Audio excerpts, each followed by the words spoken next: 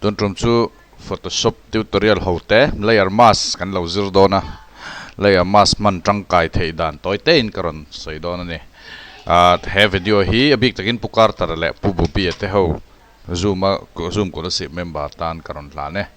ama sabera chuan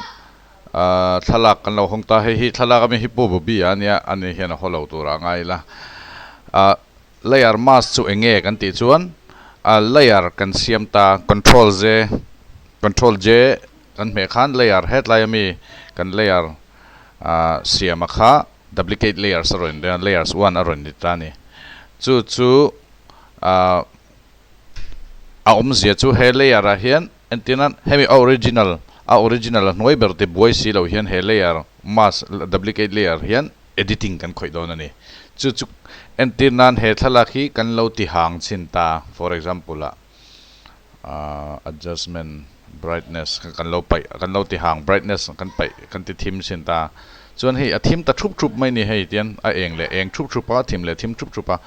hei kan ti ngau du deuh don ta chu wang chuan hei brightness lo po hi curve layer te mang thema se tun thup chuan all samzong in a basic train a brightness te kha kan pai ta ni hei a man thei veka thil danga po chuan ti khian kan ti ngau vuk ta hei duplicate layer hei original layer background layer kan ti kha ne ta chuan hei hi headline at noi kil hei headline hian layer mask ti auma layer mask hi kan click don ni hemi layer hi duplicate layer hi kan select ngei tu ne layer mask kan ta chuan invert control plus I control le I kan me khan invert hei white ani ta white opposite chu black ani tun ata hian brush kan man thiam ngai don ta ni hei hi layer kan ti hi layer hemi a layer mask a hian select ngei tun ta chuan avaya kan ti var dulo van kan invert doni control plus I kan me chon he avar kha alo dum ta control plus I kan me la chon angaya le ta control plus I cho ama khi kan ti ngau du wangin helai hian aduma kan da don ta ni avai vai he chon ti anglo vek kha ngai lawa ti ngau vek kha ngai lawa background jong song ten chon brush tools he tam hi kan select le a brush tools si opacity value kan ti 50% vela da ilati nat lutuk lo kha poilawa chuan kan tilian nga brush tool sakha hei hetla hin kan select a dum black ani chuan white a helai a brush englawa hi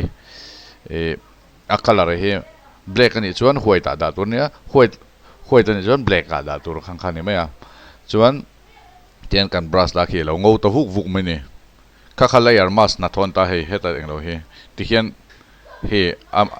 angau lai tor ha he kan mas varta ni khatiang kha layer mas anta ilo tinna lu tukta I duai khan da to lu to chu wa chu brush pressure kha tidang lam to chong loin helai tang hian I switch le menga black ani kha opposite ha ngai aron let phele ta ni te khan chuan khati kha ati ngau na te tin thil pakhat basic hode me kha chu pakhat na ni sela pani na chuan duplicate layers ka siam le a hi kati sharp shred du ni amit meng te hi kati sharp shred du ta duplicate layer ka siama layer ka copy a chuan filter a sharpen kati ta ni sharpen smart sharpen ni namok lo te ta chuan kati sharp ta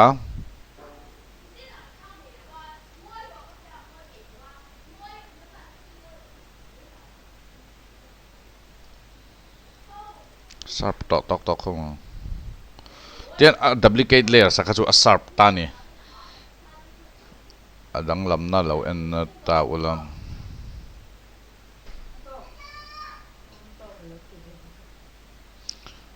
lo pese su tutorial ka siam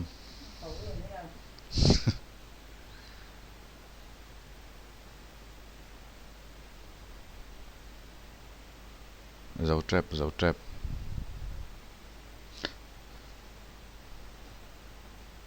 alang pha em o ka hrelowa khi hi hei amit meng hi kan lo ti sharp do cha amit meng chau hi avaya sharp kha ngai lawa he before after khi asin sharp le je hi before after khata ta khan hemi background layer hi chu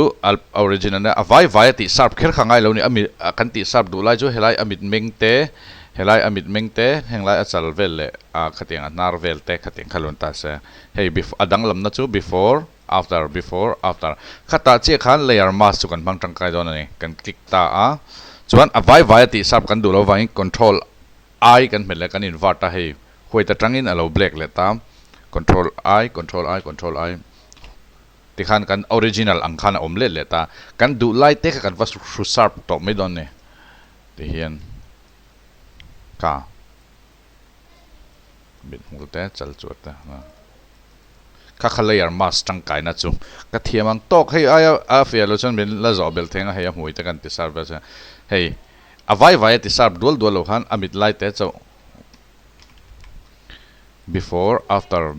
after apu bobia khan savathain la a khamia asawa te hanti fe duwa khan heng hi atangka yang khami lo pothil tam takati the tu tuma chon du tok re phot meng o